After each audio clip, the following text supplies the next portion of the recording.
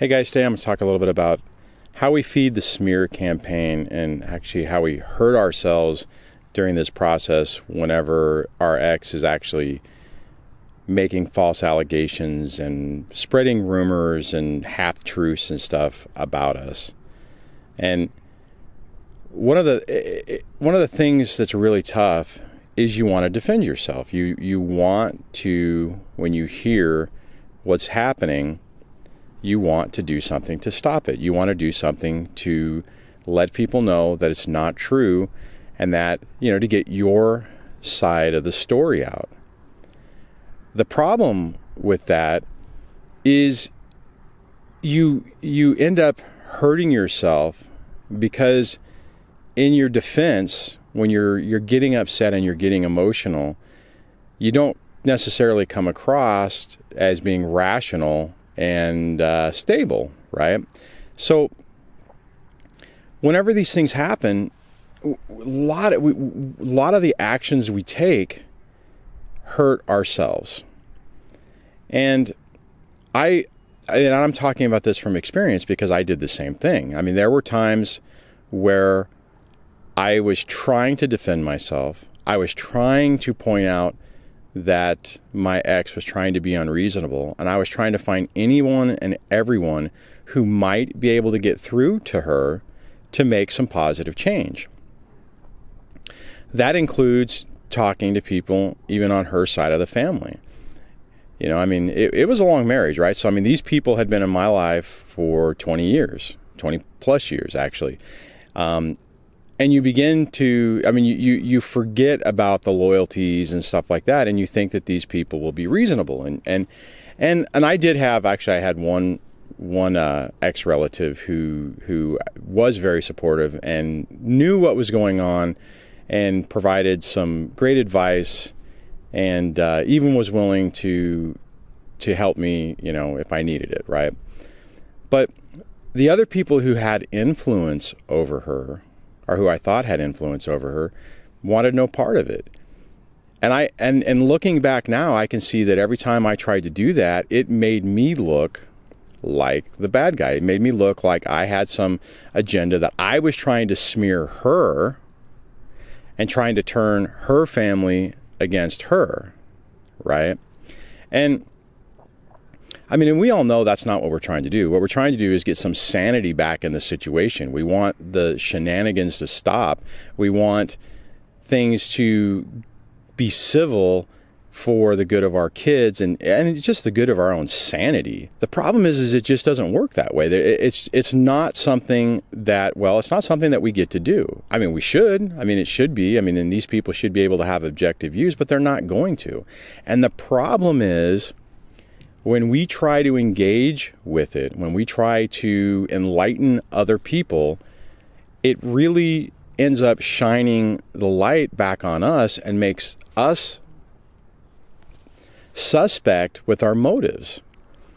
Now, this is very similar with what I talk about when we're talking to our children and how we have to be really careful what we say to our kids. And that makes more sense, right? Because you can say, okay, well, that's their parent, and there's different loyalties and things are a little more complicated, which is absolutely true. That is absolutely true. But it also is true with friends and with family members and, mutual acquaintances. You have to be incredibly careful how you try to communicate things.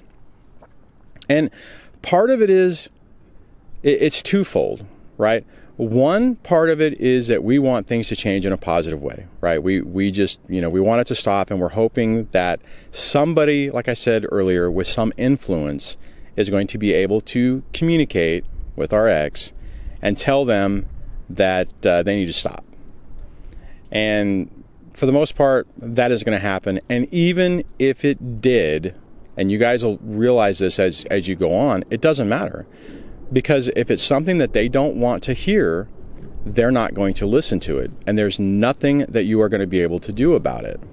Okay? And the second part of it is we want some, like I've talked about in the video the other day, we want some accountability and we want some validation and justice for their actions. We're hoping that these people will hold them accountable, make them feel guilty about what they're doing, and elicit some type of change. And bottom line, it's not going to happen. All that's going to happen, if that person does even voice those concerns, all that will happen is your ex will narcissistic rage on them and won't listen. They're only going to listen to what they want to hear. And anyone who sides with them, they're going to attack. I mean, that's just what they do. So this is where it gets into the thing where we just have to basically let it go. We have to understand that our ability to affect change is incredibly limited. The ability of other people who have influence over our ex is incredibly limited. Even the impact that our children have, I think they probably have a little bit more impact to make things change. But again, they're not positioned for that. So if you're starting this, if you're in the beginning stages of this and you're looking at the situation and you're going through that part of it where you're trying to fight it and you're mad and you're like, this isn't right, and you feel like you need validation and justification. Well, you do need validation, that you do need, but you have to basically, you have to cut your losses. You have to understand your enemy, which is basically your ex is an enemy at this stage, what you can effectively do, what you can realistically expect, and make changes that help you. So the key on this is to realize what our own limitations are in this process, and then to also realize that it just doesn't matter what the ex says or thinks about us or what anyone else does. You have to focus on what's important to you, what's important to your children, and rebuilding your own environment. Make sure you're surrounding yourself with positive people and positive things. Make sure that the chaos is out of your house. Make sure that your children have a safe environment that isn't filled with emotional abuse and emotional trauma. And as we focus on those things, as we start moving away from focusing on the ex, the less their impact is towards us, not necessarily towards our children, because that's going to be ongoing, but that's when things start to change. And the reason I keep bringing this up is because I know how hard this is. I know how it feels when you're in the midst of it and you are so angry and frustrated and just, tied up in knots because this isn't fair. It's not right. You're being, manipulated. You're being lied to. People are being, falsely turned against you for no apparent reason, other than to fill an agenda that doesn't even make any sense.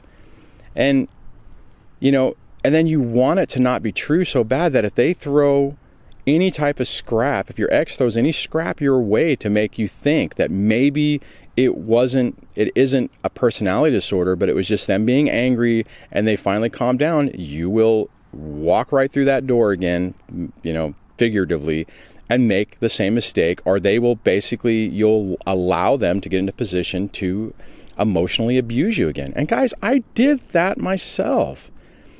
I don't know how many times I went through and I didn't really understand, nor did I believe what was really going on, that every time she would do something to try to be nice, it would really mess with me because I would think that, maybe I'm wrong. Maybe I'm mistaken. Maybe I'm taking this wrong. Maybe it's because of me. Maybe I'm being unreasonable and causing her to act this way, and it's a tit for tat thing, like the mutual assured destruction.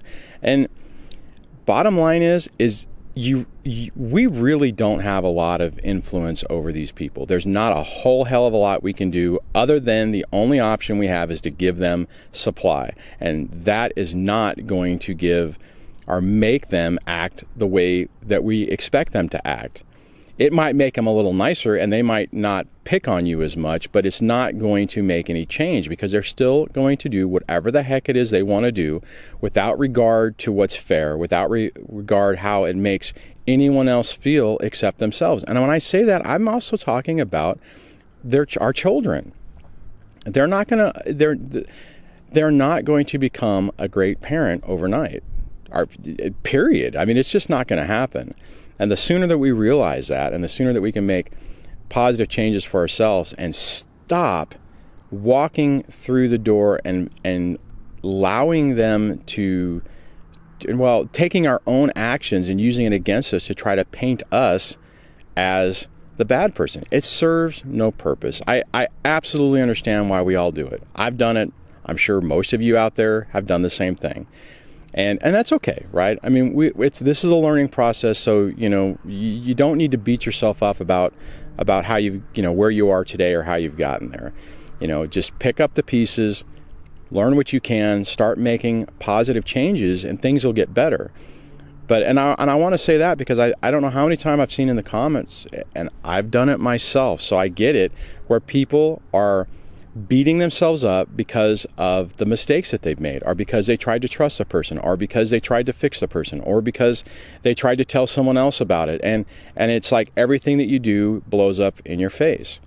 It goes back to the analogy I've mentioned in other videos about the war games movies from the 80s, where the only way to win is to not play the game. And unfortunately, that is really the case. And what you'll notice, and if you read a lot of the comments, you'll see other people say this, that when they stopped responding and they stopped reacting, things started to change. When you stop giving supply, which is reaction, to your ex, they start losing interest in you and things start calming down. And it's a fundamental shift because, one, you're not being emotionally manipulated. Well, you still are, but you're not reacting to it. And since they're not getting the reaction from you, they start to move on to someone else. Unfortunately, sometimes, and a lot of times it's our children, but you have to have your own environment solid before you can help your kids. So this is going to be a message that I'm going to keep trying to drill in, and I'll be revisiting just because I think it's that important. Because at the early stages of this, until you realize this, until you get this concept under your belt and square in your head, if that's the right term, you're going to continue to cause yourself problems because you're going to continue that circular do loop I talk about sometimes and not making any progress. And this is fundamentally the first critical step you have to take, minus just recognizing what you're dealing with, but the active step that you can take to start making your situation a little bit better. And it's tough. And you might not agree with me at first, and you might feel that you just have to fight back. And there are times you do have to fight back. I'm not saying you don't. And if you watch my other videos, you've heard me say that. But at the same time, you have to measure it, and it's a switch in you. When I say that, what I'm talking about is the internal fight, right? You can get to the point where you have some calm within yourself, and then when necessary, you quote unquote fight. But it's different, right? Because you're not emotionally reacting. You're strategically, not even reacting, you're strategically planning to deal with a situation. You're rationally making reasonable decisions to hold them accountable, probably through court or to whatever, in the different ways you can set up your own boundaries. There's a switch, right? I'm not saying you just let them get away with murder.